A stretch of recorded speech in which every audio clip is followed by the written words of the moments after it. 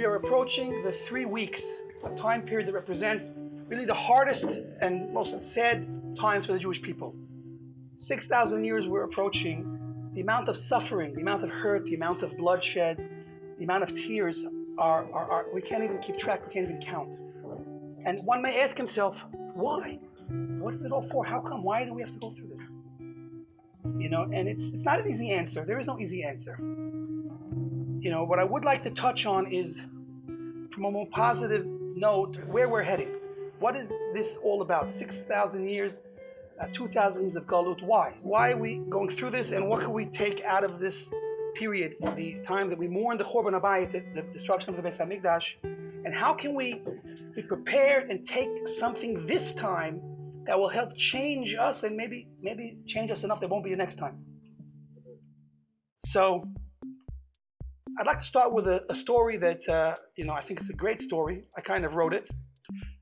It's so empowering to be able to just write your own story, because you could control it, whatever happens. Whatever you want to happen is what happens. And that's amazing. It's not so with life, because I wanted to be slim and handsome, and I'm just handsome. I mean, whatever. So here's the story. It's a mashal. Imagine the moment we've been waiting for thousands of years, for so long. What moment is that? Mashiach, the Messiah. He's here. And you're getting the WhatsApps and the emails and the whatever you call them. And it's just, the news is spreading like wildfire. But like my posts on social media, nobody's paying attention. Or not too many people are paying attention. How many times can I like my own post? So in this story, I guess since everyone's so busy with I don't know what anymore, but busy, they didn't even realize. Okay, they got the WhatsApp, they got the post, but they didn't pay enough attention. They said, "That's it, big party tonight." Like, big party tonight. I'm still recovering from a big party last night. Who's got time for a big party tonight? I'm tired, and I'm broke. I spent all my money. They didn't realize. They said, "No, Mashiach party tonight. He's here finally after 6,000 years. Get dressed, get ready, and come down to the Suda, the great Leviathan Suda. This is what we've been waiting for. We've been promised by the sages." So, of course, I'm a nerd. I'm bored. I don't do nothing. I'm home, waiting for such good news. So I'm dressed up with my suit, and it's like tonight I'm wearing a tie. Usually don't wear a tie. For you guys, I wore one. So I'm ready. I get dressed. I go to this party, and I see a few other nerds like me. Big beards, little beards, no beards. But with the unique uniting factor of all of us is we had nothing better to do. So we're there at this party, and so we're looking around and of course we're also very Ashkenazi, so it's like, listen, they said the party's starting at 9, it's 9:30, and I don't hear no music, I don't have no hors d'oeuvres, what's going on over here?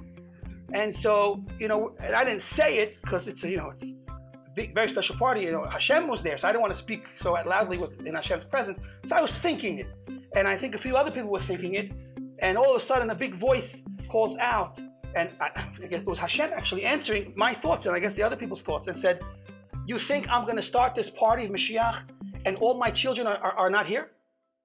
Go out and get them and bring them back. Then we'll start the party." Based on that story, I'd like to tell you now a true story. It was an amazing, amazing incident.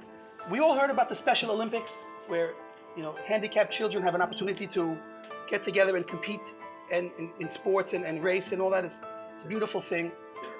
In 1976, during a marathon race, about 100-yard dash. So a bunch of runners lined up, 9 runners, and they began for their march, their chance for greatness. It's not easy to win a gold medal. Boom, the gun fires, and one of them is out in front, and he hears a cry. He turns back to look and sees that one of his friends fell and is hurt on the ground. So without hesitating, he turns around to go help his friend. And another one sees him turning around, he notices one, he also turns around. And so they all, one by one, all these racers turn around to help their friend that fell and that was in pain. They help him up, and together, in arms, they cross the finish line as one, together as a group, and that's how that race ended. And it's an amazing race because you had 9 winners. You really had 9 winners. Because for one guy to win a race, that's what we're used to, the race of life, we're running, and we don't help the one behind us so that he should also succeed. We actually step on him, because that's how we got in front of him. If we stepped on him to get where we are. We don't think about, oh, let me help the one that needs a bit more help. You know, we're so selfish-minded that it's about me, and you know, I don't have a moment to spare, and I don't have 1 ounce of energy to help him because it's all got to be for me, because I got to win, I got to be on top. The funny thing is that if I can help him and we both get ahead, then we're both winners. And that's what people just are too distracted to notice, to realize. So it's these special kids who are truly the special, that have a perspective on life that's different because of their challenges, and they're able to see what really matters. You know, the inanimate objects around us that we could fill our life with, in the end, are all dead. Life comes within us. Now you have a living person next to you with a heart, with a soul, with emotions, with feelings. Him you'll step on for that piece of metal? It doesn't make any sense. So the lesson I took from this story, the first lesson I took, is the amazing ability to see through the illusion and the facade of the life we get caught up racing through, and realize that the most valuable thing in your life are the living people around you and what you can do for them and what they can do for you. And unfortunately, when you get it wrong, you can hurt them. And that hurt is real, and they carry on for a long time. And it unfortunately ruins people's lives. We ruin people's lives without a second thought. Because of greed, ego, you name it. We ruin our own life in the end of the day because of it.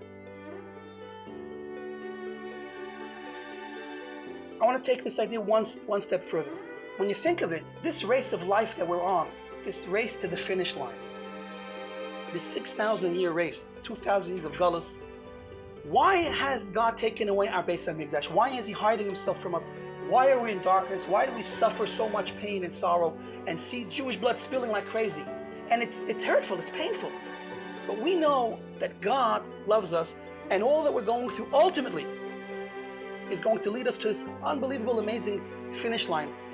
The life that we've been dreaming of and waiting for, this perfect world where there's peace, harmony, where we reach our perfection and we have Hashem back again with us in this final Beis HaMikdash, which will be the most incredible edifice that will never be destroyed. I was in a Torah lesson one time with a very smart, very gifted, genius Rosh Hashiva, and he was asked a question by one of the people in the audience. They asked him, what would be if the second Beis HaMikdash was never destroyed? And he answered a shocking, surprising question to me. It got me thinking, and really affected me even till today. He said to him and everyone else there, he said, if that second Beis HaMikdash was never destroyed, then we'd still be stuck in that building. And I can imagine, what do you mean being stuck in the Beis HaMikdash? It's because the third Beis HaMikdash and this world that we're waiting to reach is going to be so much better, so much more perfect, that it makes where we were considered being stuck. And so the deeper appreciation of the Churban Habayit, the destruction of the temple, is not really the idea of a destruction, it's the idea of construction. It's the rebuilding of the third Beis HaMikdash, which will be an eternal Beis HaMikdash. You have to get rid of the second one in order to have the third one. And the difficulties that we go through is really part of the building process. It's Hashem's way of building this perfect world. So it's beyond our full understanding, but we have to have the emunah to know that everything we go through is what makes us the person we'll be in the end. And that person is going to be the person that Hashem had in mind, and that will be the best person we can ever be. So again, getting back to this race of life, how do we win this race? So you could be the biggest tzaddik, you could be a rich man, you can have all the things you desire in life. You could be a very holy man, praying all day, learning all day. You could win your race. On a personal level, you could be across the finish line. But that doesn't mean it's game over. That doesn't mean Mashiach is here. That's not the end of the race. The race for the final end line that we're waiting for, the race for Mashiach, is a race we can only win together as one. Together we will win that race. We'll get across that finish line and we'll have Mashiach and Hashem back. But by myself, I can't win that race. I can cross the finish line alone, but I'll be alone. And where does that leave me? This story of life is not a story about me, it's a story about we. Together, we, with loving kindness and concern for our fellow, making room for the next person, will bring Mashiach.